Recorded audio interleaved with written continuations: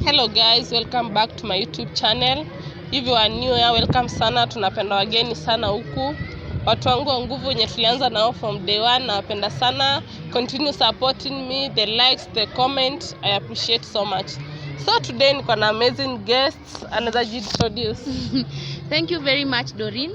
My name is Achieng Opiyo. I'm an author of the book The Color of the Sun. Thank you so much for having me. I'm humbled. Bidhaa my fans, wenye mnapenda kusoma vitabu. She's doing an amazing job. Anaandika vitabu. Hii inaitwa The Color of the Sun. Unaweza check out uende usome. Mtu anaweza kureach out wapi akitaka kuchukua hizi vitabu. Okay, taka kupata hii kitabu, you can get it. I'll give you a link so that you can share with them. Yeah. A link that leads them to Nuria bookstore and they can buy it from there.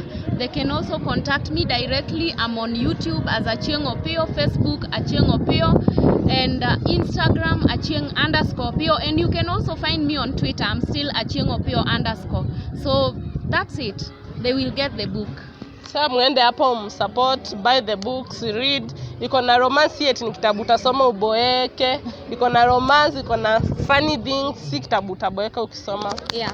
So the reason we are here, amekuwa best yangu, tumekuwa tu pamoja. So aliona story yangu akaniambia, Doreen, I can give you a good advice about this. So me now I need an advice of what to do. Nikaona why not? Maana nisimwambia kuje tuongee, aniambie advice yenye anaona kama Doreen anaweza fanya. Ingekuwa ni yako in my shoes anaweza fanya. Doreen, asante. You know, I've been watching this thing for so long. Alafu sasa nikajiambia, see, I just come and speak to you because for me you are going through a lot, and you know, being a girl who was focused with dreams and you wanted to make a family, you wanted to make this work for you, and then 2 years into all this and then you feel now wasted. It feels bad, and that's why I'm here today. I just wanted to, you know, talk about it with you, ask you how you feel. I mean, be very honest and say, what do you feel? How do you feel about all this? Like, to be honest, I feel heartbroken. Yeah. I feel depressed. I feel wasted. Those 2 years ningefanya kitu ingine. Maybe sasa ningekuwa far. Ningesema those 2 years instead ya kuelewa, let me do something else. Yeah. Ningekuwa far sahi. Yeah. But sahi nili give in kwa marriage, but sahi imefail. Nimewaste 2 good years. I have nothing. Si ati hizo 2 years nitasema nilifanya hivi niko na hii. Nilikuwa najivunia ndoa na sasa imeharibika. So I feel bad, heartbroken, ile sana, ile heartbreak kubwa ya. Pole sana. I feel very sad about all this, and I want to tell you that one of the things that you should not say is that the 2 years were wasted. Even as you were in those 2 years of marriage, it was a lesson for you. Things might not have gone well, but now you've learned a thing or so. You know, we human beings are trusting. Na unaona sasa kama sisi ni marafiki, I trust you so much. I can leave you with my husband without care, without caring what you do, because I trust you and I trust my husband as well. And even as you try so much to accommodate so many people, I think what the first thing you should do is to limit the level of your trust, because we want to accommodate people in our lives. We want them to fit in our shoes, which is something that sometimes doesn't work well. Unajaribu kuleta mtu karibu kabisa, unaona dreams zao si same, because to be honest, huyo ni beste yako na ako almost your age. Why? Kwa nini yeye akuenda kuishi na boyfriend yake? And even the fact that alikuja akiwa na already mimba ya huyo the other guy, it's only because alikuwa nakuja na motive. You see, the lady had a motive already. Yenye wewe ukuona why? Because you had trusted too much. And for you, it was just a matter of, can I just help a friend? And you see, the more you try to help, the more people will betray you, and you don't know what to do about it. So for me, it's if anyone is listening and they are in this position, we would want to tell them that most of the times we should be very careful on who to trust, when and why, and even how to trust them, not to an extent of bringing them home and making them break whatever we've already built. But me, I think mtu wa kucheat ni wa kucheat. Tuseme huyu guy yako anataka kucheat na alikuwa that mtu na loyal, hata angeletewa nani angecheat juu we are not talking about the friend alone. Yeah. Kuna my sister involved. Yes. So these are different story. Si eti ni trust juu ingekuwa trust ya best yangu maybe ingekuwa kitu kingine, but some my sister is involved. Mbona alicheat na sister yangu? Unajua best yangu ningemforgive, ningesema maybe ilikuwa temptation and all that, but ameifanya the second time. So the only thing I want us to think about, let's do an investigation. Let's figure out kwa sister yako ilifikaje, because we cannot blame one side of the story. Unaona, people slide, your husband might have slid, unaona, na hakuna kitu tunaweza fanya when people slide unless you want to like go and leave the marriage and live and please the devil anyway, because that's what the devil wanted. The devil wanted to break this marriage. And so unless you want to go and leave this marriage and let your sister or your friend enjoy it, let's first do an investigation and know kabisa what happened between your husband and your sister. Could it be that evil friend of yours alikuwa hapo na akaamua even tuseme hata what do we call it, kuweka rice kwa chai yao ama kwa kitu, you know, so that they both got confused because your friend just needed a backup of who to blame next. What about but that? But what if we put it like this? Maybe God alikuwa amesema acha to break nimletee someone else, someone better than this. We can't say it is God's plan, no, ni devil work. Hata kama ni devil work, tuweke Mungu tena hapo. Tuseme maybe Mungu alikuwa amesema this is not the best person, this is not the right person for my girl. Acha ni tuharibu nimletee the right person. Juu kila mtu sasa ana believe the Satan, anasema hii ni kazi ya shetani, huyu mtu maybe hakuwa anajielewa. Maana tusiweke Mungu sahi hapo, because God wouldn't want to break something that was going on so well. But tunajua Mungu akiona sahi umeingia kwa place ipo, ata try his best to make sure umetoka hapo. No, but Doreen, look at it this way. You guys were happy. You had that couple thing that we enjoy, you know, we admire. We look at you and say, I want to be Doreen someday. You see the way wanapendana na bwana yake, you know. So God was there and you already had this thing blossoming, but the devil was not happy about it. So that's why the devil used your friend, and then now used again your friend and your sister, as in it's bad work. God doesn't want to. I know God would bring temptation into your lives, which is very normal. Even in the 2 years that you were happy and you are doing so well, unataka kutuambia nothing happened hapa katikati? It could not be cheating, but sikulikuwa na tu vitu tu muna fight kama couple. Yeah. Yes. So but it was never that serious. Yes. Unajua cheating, huyu ni mtu amefanya, ametoa siri zenye mlikuwa nazo akatoa nje. Ameamua in case ya kupea your love, ameamua kupea mtu mwingine. The trust he had for me ameigawa to someone else. The intention alikuwa anaona na everything alikuwa anaona attractive kwangu ameigawa. Sasa imekuwa watu wawili. Hata sasa nikasema let's forgive Riaga, tuendelee na maisha. Mi ile guilt ya alinicheat haitaitoka kwangu. Sasa that one I understand. That one and I understand. And by the way, I am not here to tell you to forgive him because to be honest, if I was in your shoes, I'd have walked away never to return. But then it depends, you know, kuna zile attachments, there's the bond. Do you just want to break that? Of course, I know you already broke your trust and you'll never trust him the same way again. But you'll have to weigh out options. He was supposed to be the father of your children, the love of your life, and you are going to enjoy this thing all through, but things break, right? Even watu za watoto ukufa na wanaendelea na maisha. So hapa you will have to decide, but first before you make your decision, I want you to investigate your sister. Get to know what happened to them. Why specifically your sister? And why specifically after your friend had messed up with him? Okay. Yes. But now, unajua sasa hivi Agame amejitokezea anataka kusamewa. The same girl mwenye alicheat na yeye amekuja kwangu. Ananiambia Dorino, sasa ndo nimegundua what I did was bad. Nimekaa nikarealize kufanyia hapo kama best yangu, so forgive me. Wewe kama wewe, sasa put yourself in my shoes. utawasamea kweli? If I was in your shoes, yes, I will forgive them, but I will never forget. And forgiving them doesn't mean I take them back, right?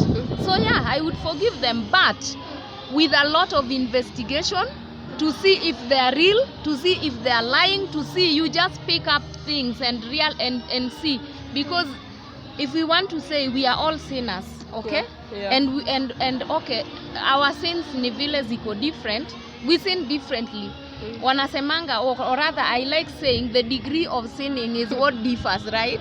But then you can imagine now you forgive Riaga and bring him back to your life. Then now what? What if he repeats the same mistake? So before you accept him back, sit back, relax, take your space and decide that completely this is what I want. Amekuchapa hiyo character development, but are you ready to go back to it? What if he repeats that again? Me, that's what I would tell you. So you have to do thorough investigation.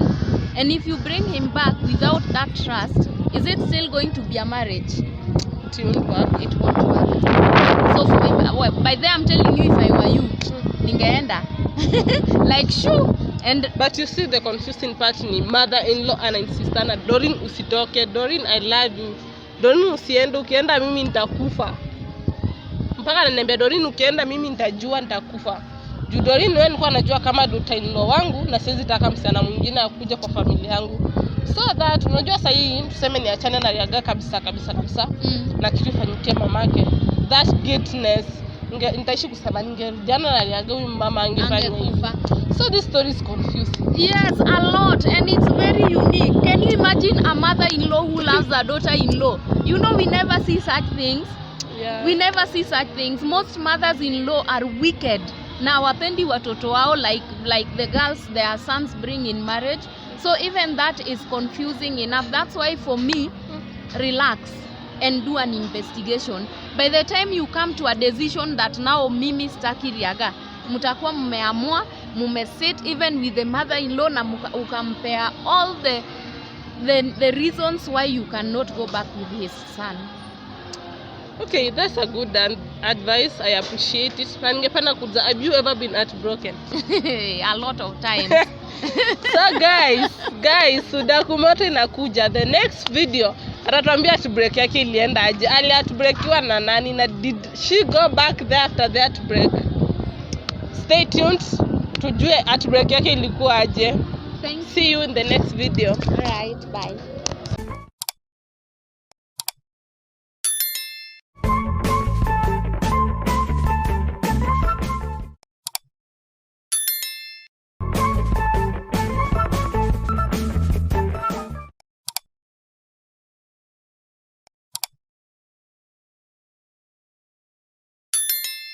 Hello guys, welcome again to my YouTube channel.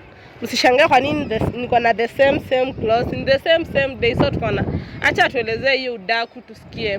Before we start, kama wewe ni mgeni make sure umefanya ile kitu tunafanyanga. Usisahau please like, share and comment. Na above all make sure subscribe.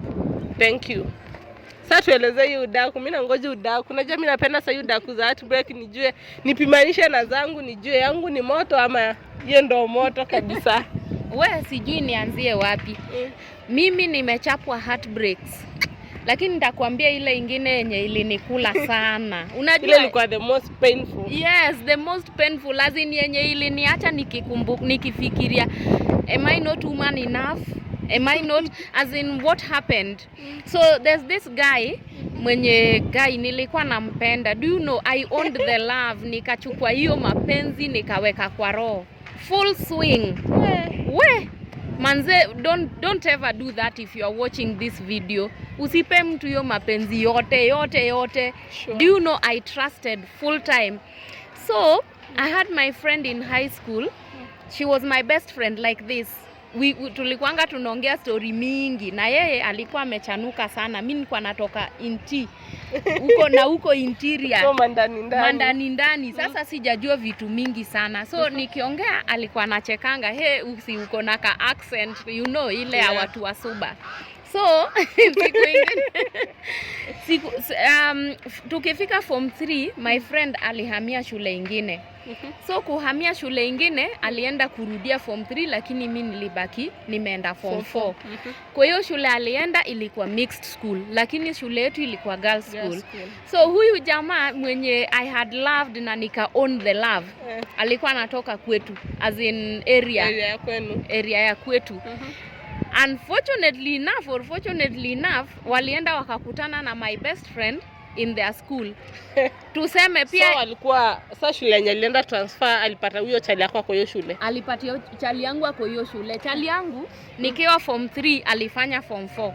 Lakini alienda kurudia form 4 the same school yenye friend yangu amehamia. My friend yangu alikuwa ananiambia, okay, now we tell the story and you know laugh about it, but it was sad.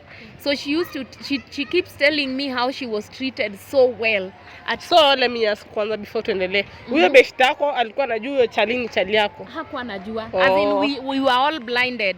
So best yangu chali yangu akikam ananiambia, by the way, I saw your friend so and so, she is so happy. Like I'm like, but how do you know my friend? See, we were in the same school. So unajua I bought the stupid thing, yeah, they were in the same school, so ni watu wa kujuana tu. Me, I'm like, what did you go back to do in that school? Walikuwa shule ingine ilikuwa inaitwa Kameji. So what did you go back? Ananiambia, see, but I did my form 4 there and I left my best yangu there. So me, I normally go back to see my friends. At that point alikuwa na tupesa, unajua tupesa hivi. So hii time ashamaliza form 4. Ashamaliza form 4 na mimi nimemaliza form 4, but my friend is still in form 4. Okay. So anamuitanga, anamleta kwetu, anamwambia, na by the way kwa kina Chindio kule. Sasa yeye anaonyeshwa kwetu ngambo ile ingine ya mto, anajua tu okay, hao watu ni area mates tu. Lakini ajui kama mimi ni sijui kama ni first love ama last love ya huyu jamaa. The guy was good, the guy was so caring. The guy used to do, unajua sasa uko village, unafanyiwa shopping, unabai watu mafuta, tu pads, unafikiria hapa ndio mapenzi imenifikisha. Hizo enzi kibewa mafuta ulikuwa nadhani kwanza unajipaka unaenda umenuka. Kwanza my cousin used to say, "Wesi unapendwa hadi unabaiwa mafuta." Even my cousin alikuwa na yani ile jealousy, anasema mimi nakuonea wivu, huyu jamaa anakupenda sana. So but at some point I came to realize alikuwa anatucheza mimi na my best friend. Yes. There's a time I had a phone, lakini imagine nilikuwa nishamaliza form 4 na babangu akaninyang'anya simu. After umemaliza form 4? After nimemaliza form 4. Sasa kwa nini siwezi ushakuwa mtu mkubwa? Wewe wacha kwanza, hiyo simu ilikuwa mulika mwizi. Na bado nimenyang'anywa. Akaninyang'anya akaenda akakeep. So mimi sina simu na huyu jamaa anataka tu communicate. Unajua no, I'm in love, or so I thought. Maybe ilikuwa tu infatuation.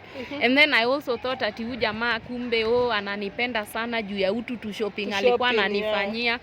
So huyu jamaa akasema, aya, juu umenyang'anywa simu, alikuwa na tablet kakubwa kanatoshana na hii kitabu yangu.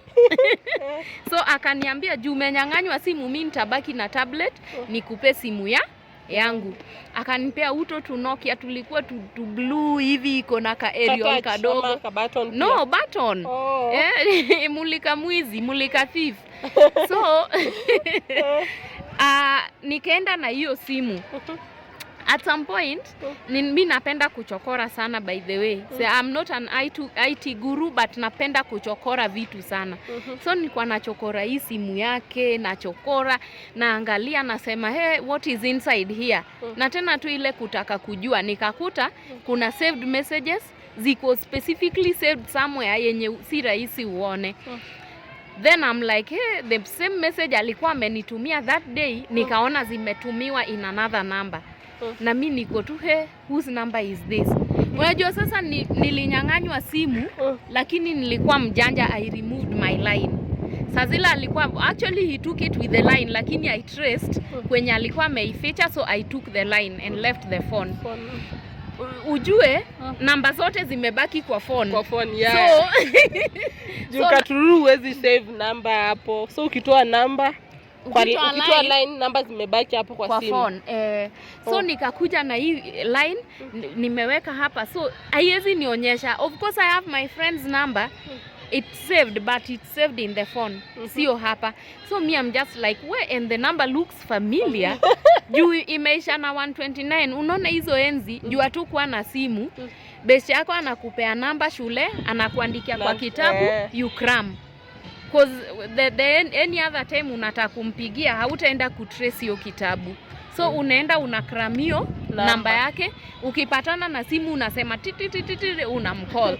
So me, I'm just like, hey, I'll try and call this number.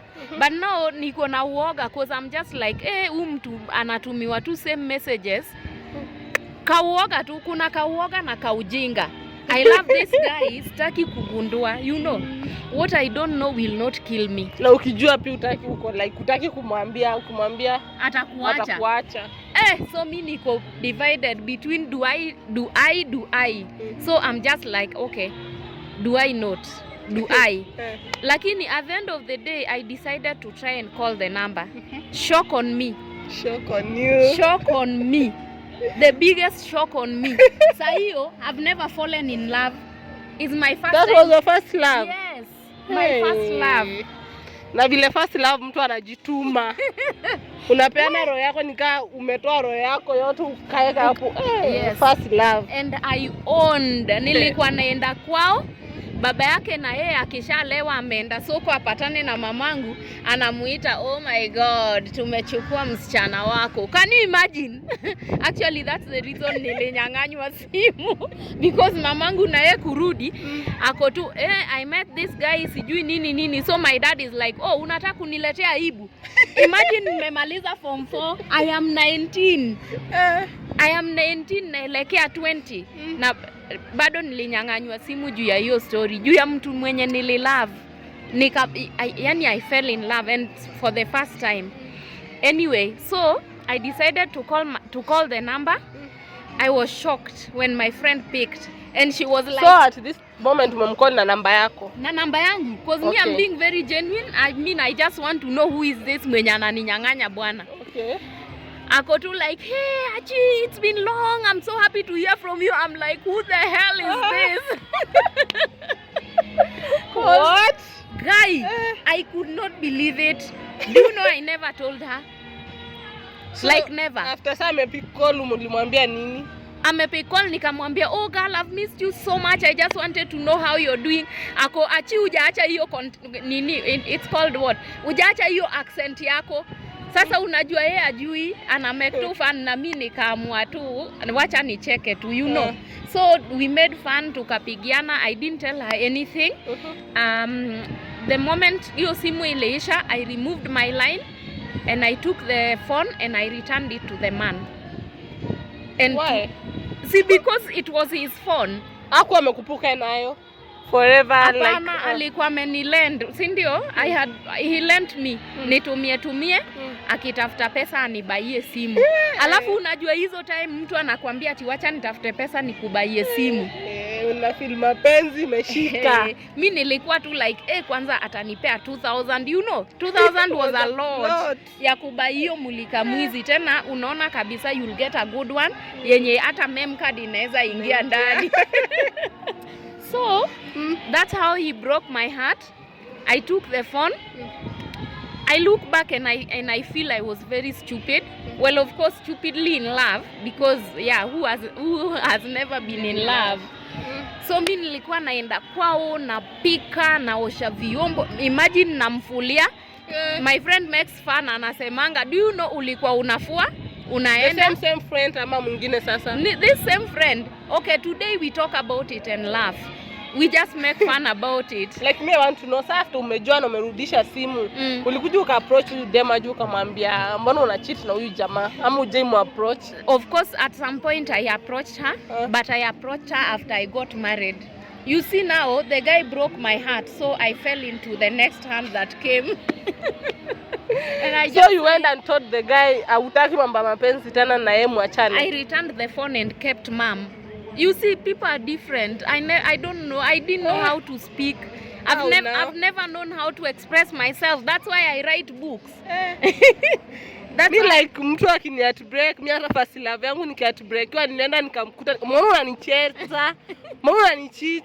Sasa unanyamaza aje? I didn't know. I brought back the phone and that's how nilimpotea hivyo. So even after he looked for me, unajua kwetu hawezi come juu kwetu kuna maboys and those boys they are very harsh, as in unamtafuta kana ni what you want. Yeah. Alafu ni kama alikuwa anajulikana hiyo area kama player na mimi sikuwa najua because sikuishi home sana. Yeah. So sikuwa najua ati ni player anajulikana sana. So my brothers awange muacha ati akuja ati kunipasu, unaona. So I returned the phone. And you just kept quiet and like nothing happened. Like nothing happened. Like nothing happened. Me, I can't. I met my friend like 3 years later. Now I met her in person 3 years later. And I was like, manze, there's something that is bothering me for the last 4 years. I want to. Then she was like, what? Nikamuliza, do you know so and so? Akaniambia, of course I know him. He was my boyfriend. He was the love of my life. Namuliza, okay, so why are you not married if he was the love of your life? Ananiambia, oh, because I realized he's the biggest player of the year. Then I'm just like, boom. What? Nikamuliza, did you ever know he was also the love of my life? I mean, you and I, we shared loves of our lives. Despite being best friends, tukashare na hatukuwahi jua. But you know this is different. Huku unajua na yeye kwa anajua kama mna date. No. He's the only man mwenye alikuwa anajua na cheat ama demo wawili. Yes, and the man ananiita leo, nakuja namfulia. The following day analeta huyo dem anampasia nguo. Can you imagine? As in he planned this like thing so well. Man, why are you doing this? Yes, man, surely. Mbona msituambie tu tuweke kucha vizuri na tu relax. Mbona mnaacha tufanye kazi na mnatuacha? Alafu ati my friend alikuwa anasema yeye akikam anaambia huyo mama, sasa tuna meet, tuna make fun and tunamwambia by the way you almost became my co-wife. Anaambia mother-in-law ati mimi siwezi pika kwa hiyo the 3 stones. Mi I'll cook lakini hata ugali sitapika. Mimi nilikuwa naenda hapo napika, yani nakanyaga ile ugali. So the mother-in-law alikuwa anajua wewe mna date. That's the worst part of it. Mother-in-law alikuwa anajua both of us and she never bothered to say, mother-in-law, why were you so wicked? Do you know? Like mother-in-law anajua kijana wake kuna wasichana wawili na ananiona leo, ananiita bibi ya kijana yangu. Na kesho akiona yule atamkaribisha. That's wicked. Yeah. Huyo mama naye yako. Hata aziambia kijana wake achana na msichana mmoja, focus na mmoja. Huyo na yeye alivuka sana. Alivuka. Sasa huyu jamaa ironically this guy is now married to my desk mate from primary school. What? It's so ironic. So I'm just looking at it like, was he trying to weigh something? It was desk mate. Yes, and remember he met me first before he met my friend, and now he is married to my desk mate. What? As in that's how wicked life can get. Yeah. This is interesting. Like say wamewana cha ukweli. Like I see they are all over social media, they are joking about their love. They are just joking. They are talking about their love, their what. And I remember that girl once called me akaniambia, hey, by the way mimi naolewa huko kwenyu. I'm like, wow, my brother is bringing a woman home. Then she's like, of course not, nimeolewa na hiyo ngambo ingine. Do you know so and so? I was oops. I sighed before I even spoke. I sighed. And then I'm just like, oh, so you're marrying that guy? Ati just tell me if you know something. No. Of course I know nothing. Of course I know. He's a good man. Yeah, and of course I was like, oh, I don't know much, but I know he's a very good man. So now, that's just how my very first heartbreak was. It was so painful. First love. Yes, it was painful. I fell in love. I owned love, but love never lasted on my end. As in, my plate was never full with love. Yours is interesting. Like, but hiyo time ilikuwa inakuuma ukielezea. Unajua saa hii ilikuwa tu toto. Ilikuwa like iko ile love. Hata kama ilikuwa true, Haikuwa ile love strong sana, ilikuwa tu feel with utoto. Yeah. Si ile mature sana. So ndo maana ukielezea we feel sana. That's why I'm saying I guess I was infatuated, you know. Zile zenye oh this guy, and then the two shoppings. Kwanza nilikuwa mwalimu in some primary school. So naye akitoka tao atanipigia hebu ningoje hapo kwa barabara. Mimi naletewa kabag kameandikwa Shivling. Shivling ilikuwa some supermarket na huko kwetu. Amenunua shopping naenda nasema kai hata home nitaingia aje. You know, yeah, because that bag says kuna ka shopping umebeba. And again unaenda kuingia kwa brother yako na mtu kama ni anapenda kusorora atakusorora tu. So I'm just like nimefurahi but hizi nitapeleka wapi, you know? Because again they'll start saying hey na siku hizi na mtu anaingia na tu shopping. That's how we grew up. Without being in that situation. Umebaiwa gift lakini hujui utaingiaje nayo kwa nyumba. Yeah. Juu unajua by the time unaingia kwa nyumba wazazi wako wamekaa hapo. Yeah. Na lazima uingie nayo lakini hujui utaingizaje. So mi niliacha place nje. Place niko sure iko safe. Sasa asubuhi najua kuna mtu wako kwa nyumba nika make sure nimeingiza. Okay, mimi I have ever tried your trick. Do you know I took that kabak and I hanged it. Flowers mingi brothers wangu wamepanda mingi. Mimi nikaeka hapo nyuma. I swear sikurudi kupata hiyo bag. And to date sijui nani aliiba. Sijaijua kama ni mlevi alipita nayo. Kwani ilikuwa place kwa njia ama? Hapana, kwa nini kwa brothangu hivi nyuma yake amepanda tu flowers mingi. So nilienda nikaficha hapo. Ndani ya bag ilikuwa na mafuta ya Vaseline, ilikuwa na pads na alikuwa amenibuy hadi hizo nguo za you know. Mimi kwenda kuangalia Shivling yangu ilidisappear na to date sijaijua nani aliiba. Mimi yangu ni huwa niliipata hiyo money. Unaweka gift zako hapo na unapata aziko. Aziko na sikurudi kumwambia. Of course he would have said you're being lazy and all that or something, or maybe he would have sympathized kwa uso. Lakini baadaye aseme what's that? na venye alispend na roho yake. Guys, that was interesting story. Artist ameshare story yake na yake hata ni tamu, si at breaking. Like how yake ni tamu. Anyway, thanks for watching. Bila share za channel, nitashare link yake hapo kwa comment section. Make sure umeenda hapo umemsupport. She's doing an amazing job. Mtajua chenye anafanya hapa, nitawekea link yake hapo, muende subscribe, like, mshare na mcomment.